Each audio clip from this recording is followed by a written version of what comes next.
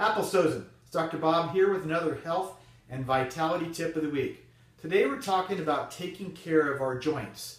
Our joints are our hinges of the body. So all the finger joints, the wrist joints, the elbow joints, the shoulder joints, the knee, the hip, the spinal joints. So unfortunately, if we do not keep the joints moving properly, the fluid, the synovial fluid around them, doesn't actually get to the full level of the surface of the joints.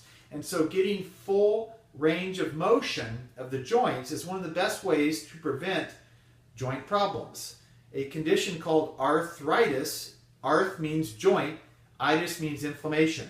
So arthritis is actually a degenerative arthritis, which means wear and tear, is basically causing decay of the spine, spinal decay. It can actually cause herniation of discs over a period of time. So arthritis, there's hundreds of different types of arthritis, but taking care of our joints is one of the best things we can do for long-term health. As we get older, being able to take a lid off of a jar, being able to move and reach for things, reach up into cupboards, be able to walk, be able to allow our body to be balanced is critical. So the simplest way to evaluate the alignment of the joints overall is alignment, standing, and range of motion. So if you were to look into a mirror and you were to look at the height of the hips, height of the shoulders, and the level of the head, if a shoulder's low, if a hip is turned, if your head is tilted, you have stress on the joints. If a hip is low, you're going to have stress on the ankles, the feet, the knees, and the hips. Classically, a lower hip over a period of time will cause that hip to wear out, and it will cause problems as you get further on in life and potentially lead to a hip replacement or a knee replacement. So making sure that the hips are level is critical.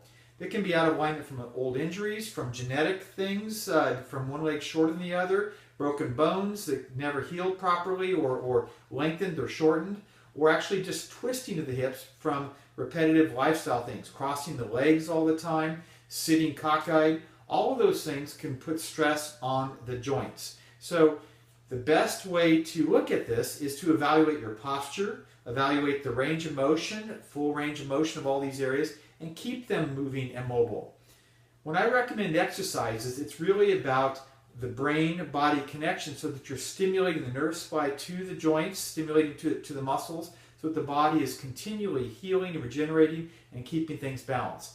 Whatever we don't use, we lose, and will lead to more of a herniated disc over a period of time because the joints aren't moving properly, or can lead to spinal decay, or knee problems, or foot problems, or hip problems, or shoulder problems. So make sure that you're getting in your workouts and your activities that you're getting full range of motion, and you're making sure that your posture is balanced and upright in all positions. Otherwise, you'll put stress on all the joints of the body. So this is another health and vitality tip. Look at your posture, look at your full range of motion, and constantly be working at stressing that because your body's always going to shorten up. Until next time, it's Dr. Bob. Apples dozen.